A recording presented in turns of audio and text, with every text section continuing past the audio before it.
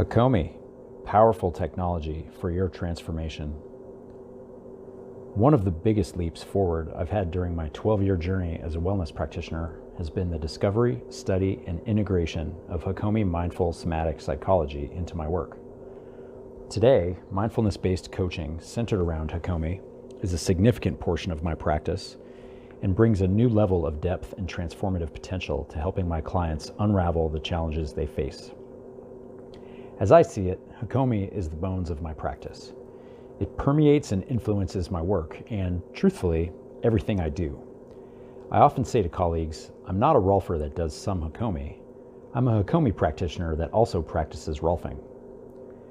In my experience, Hakomi is even nichier and less well known than Rolfing. So let's explore Hakomi a bit so you can get a feel for what it is and if it's right for you. Hakomi is a mindfulness-centered, somatic psychology-grounded method of connecting the dots between our physical, mental, emotional, and spiritual realms. In Hakomi, we get to discover the relationships between those realms and learn how we're foundationally wired to operate. It's a brilliant methodology for getting to the source of our mind-body challenges, uncovering the things that drive us subconsciously, and creating more awareness and freedom for ourselves so we can do more of what we want. At its heart is the use of a mindful state of awareness, rather than our normal conversational consciousness like in traditional talk therapy or coaching, to study and understand how the body and mind are connected. It's a body-centric, guided practice of studying ourselves, so it aims to unlock how the stories and challenges of our lives reside in and can be accessed and transformed through the experiences we have in our bodies. Many wellness practices talk about honoring or exploring the mind-body connection, including Rolfing, but they often go about it indirectly, or simply make space for those connections to potentially happen. It was through the study of Hakomi that I finally learned how to actively tap into the ways our bodies and minds bridge together, and to facilitate my clients' discovery of what lies in that terrain. In my experience, Hakomi is the best technology I've come across to help people connect to the complex relationships between the body, mind, and emotions, and how each are intricately woven together and hold the key to our healing and transformation. And on a personal note, it's been the linchpin in my development of emotional intelligence, or EQ, greater self-awareness, compassion, and empathy for others. And incredibly, my sense of touch and perceptual sensitivity in my Rolfing work leveled up significantly during my Hakomi training. While Hakomi weaves into every part of my work, how deep we go into exploring clients' inner worlds with it depends on the needs and desires of the client.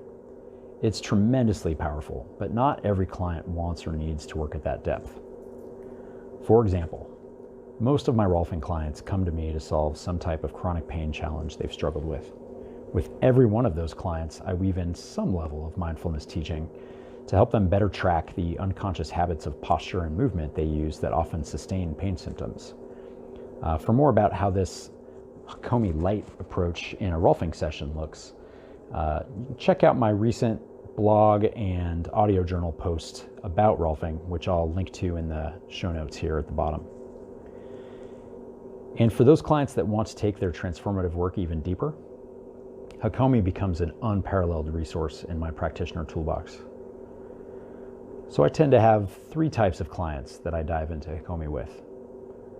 The first, Rolfing clients whose pain resolution plateaus or hits some sort of limit that we jointly feel resides in the non-physical parts of their lives, such as their emotions, mindset, other life challenges, or perhaps even the why behind their posture or how they move across the room.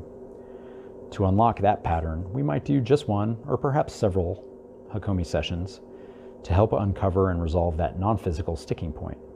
From there, we often return to our Rolfing work, which can then proceed more smoothly to its successful conclusion. The second group is mindfulness-based coaching clients that are interested in unlocking a non-physical challenge, like a frequent relationship issue, career malaise, or another sticking point on their life's journey. Very often, these people have tried other methodologies like traditional therapies, Rolfing, or other healing modalities. but they haven't yet had the opportunity to weave the mind, body, emotions, and spirit together as one in their work to find a solution to their challenge. The third group are those mindfulness-based coaching clients that are seeking from a more aspirational place. This group has committed to, or even just beginning, a lifelong personal growth journey, and they're drawn to Hakomi as a way to develop greater self-awareness, EQ, and compassion, both for themselves and for others. Those are the high-level human superpowers we all need to perform better in the world, be more complete humans, and create awareness around our personal kryptonite and how to break free of it for the inevitable challenges ahead. Whether I'm with a Rolfing client or Hakomi client, I often describe the source of our physical, mental, or emotional challenges as residing in the software of the body, really the nervous system, rather than in the tangible hardware of the body. That software gets coded with particular habits, you could call them complex algorithms, that mainly run on autopilot below our conscious awareness to help get us through the challenges of our days and of our lives. It's important to note that those algorithms are inherently good because they're designed to help us. But very often their usefulness runs its course and they become limiting in some way, particularly when we're trying to do something different in our lives, like resolving chronic pain or redirecting our life path forward into something more fulfilling. The Hakomi method is a brilliant way for us to use mindfulness to literally tap into those algorithms, understand how they're constructed, and create skillful ways to recode them into something more up-to-date and higher functioning. So, how does a session unfold? In a Hakomi-focused session, our starting point is establishing a mindful state of awareness. Mindfulness is the main tool on our journey, and we use it to tap into those algorithms running the show, so it's our first stop. For some, it's a pretty simple first step, especially if they have an existing mindfulness practice of some sort. And for others, we need to spend some time at the beginning of our work together, simply learning how to maintain a mindful state and how to study the inner landscape from that perspective. Tapping into that mindful state is often reported as being very relaxing, and for some, that in itself is a huge win. And the ability to be mindful and relaxed are not the goal of this work. They're literally just the first step. Our goal is to use that mindful state to unearth how we're subconsciously wired and to learn how to transform and integrate that wiring into a higher functioning whole. Once we're in a steady state of mindfulness, we begin to explore together, with me as the guide, the nuances of what is happening right in the present moment in the client's system. So we study the sensations or movement impulses in the body, emotional tone, thoughts, images, memories that arise, or other mental activity that bubbles up, and even the subtle shifts in the overall energy of the body.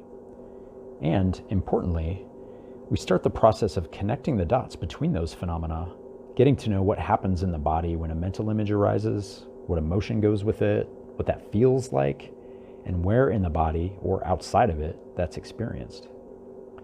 This is the process of building out the map of how we're wired, so the client can get familiar with the patterns that reside within their system.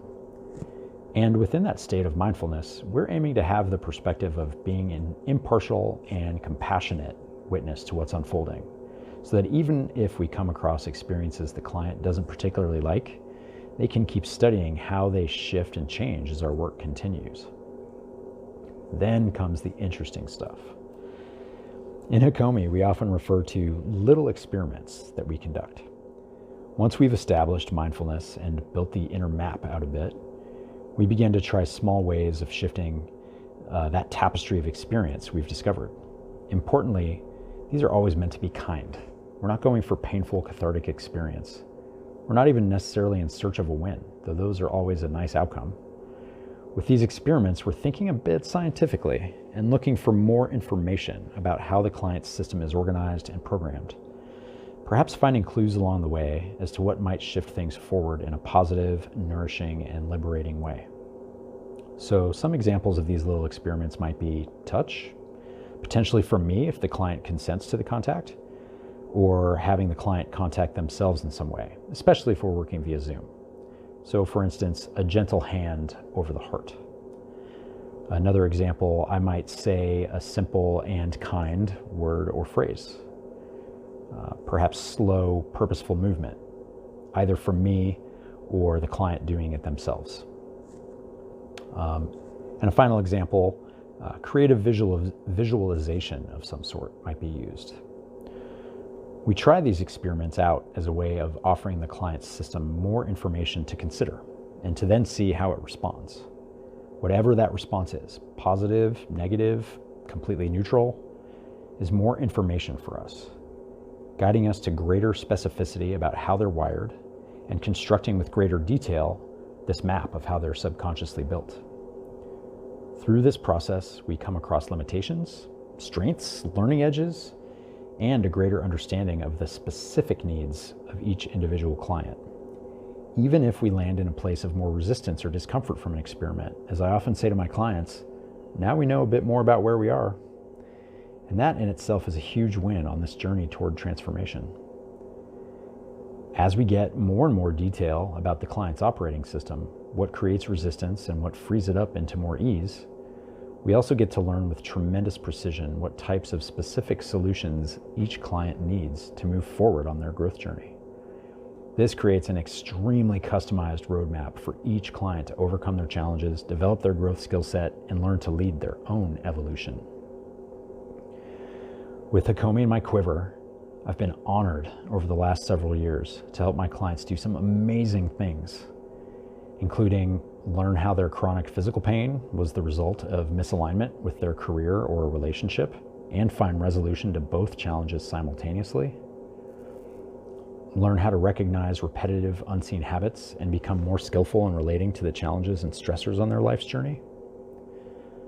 Unlock their pain remotely via Zoom without needing to use hands-on bodywork as a tool.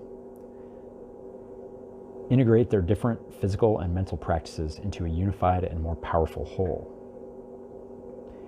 If Hakomi sounds right for you to help unlock your physical pain, get unstuck from a life challenge, or help you expand further on your personal growth journey, or even if you're just intrigued and curious to learn more, reach out or schedule an exploratory call with me. I would love to chat with you about this amazing work and find out if and how it might serve you on your journey ahead.